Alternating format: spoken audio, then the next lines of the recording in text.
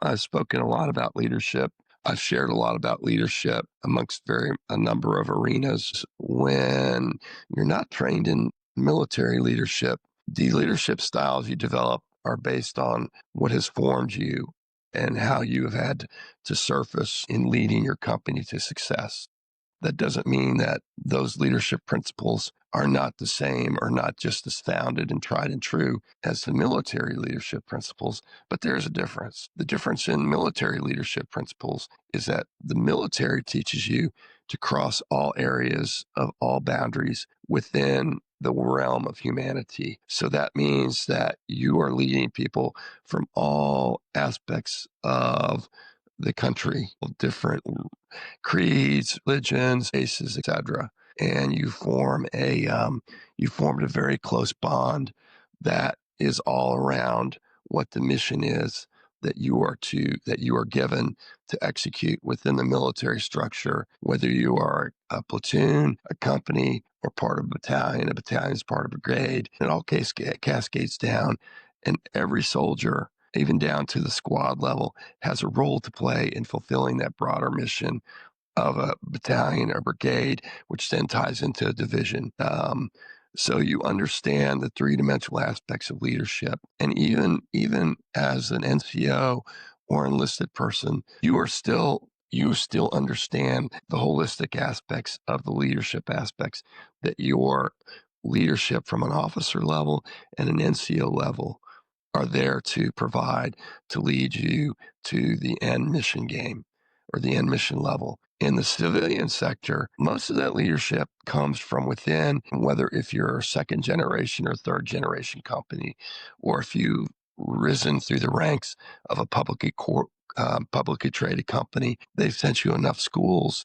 to help train you and understand your personality traits that then the corporate America, when you are rising through the ranks, just like in the military structure or even in leadership ranks within the government, they send you to a number of schools to help hone your leadership skills, understand who you are, how you interface with those around you, and how you interface with society to allow you to take your leadership skills and take those people around you, and then how that interfaces into the broader picture and the overall three-dimensional picture,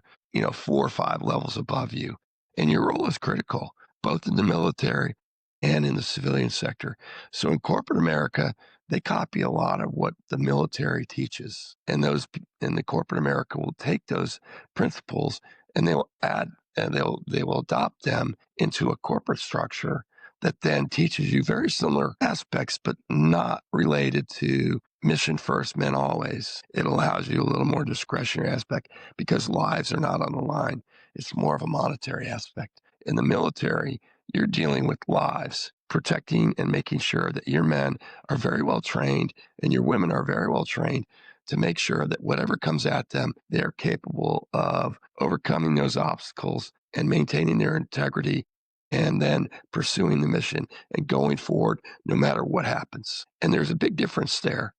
And if you happen to serve in the military and then you go in the private sector, you actually have the foundational success of what leadership is all about. It doesn't matter if you come from the enlistment background or you come from the officer background or NCO background. Those skills are taught to you from a fundamental aspect, from even when you're in basic training to the time that you go into your NCO leadership training, or if you're an officer, to go into your officer leadership skills.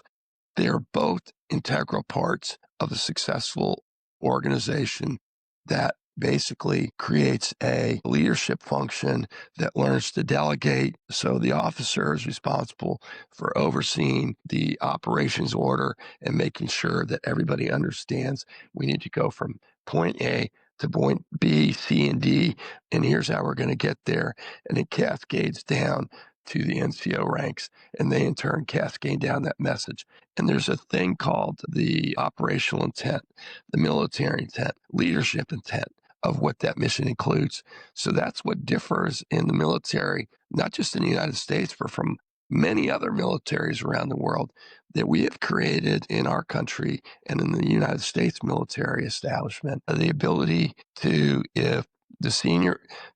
leader happens to either be killed or taken out in the course of action or whatever reason, that the next senior ranking person understands the leadership intent of what that was, starting from the division leader, cascaded down to brigade, battalion, company, platoon, squad. So they're actually executing on what the overall intent of that mission is, compared to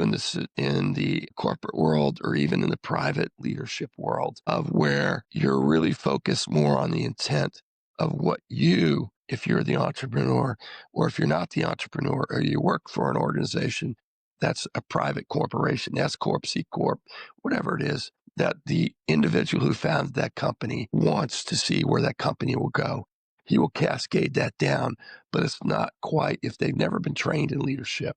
But they are very much a subject matter expert. What you'll find is that they will bring in aspects of leadership in their organization that can take the subject matter expertise, such as the founder and those within the organization, and help them focus their subject matter expertise in developing a competent organization that can then succeed in what that organization wants to execute, whether it's in retail, whether it's in government contracting, whether it's in construction, you name it, whether it's in IT, but whether it's if it comes from a person who served in the military, they actually have a better, broad, holistic understanding of understanding that to be a good leader, you also have to be an excellent follower.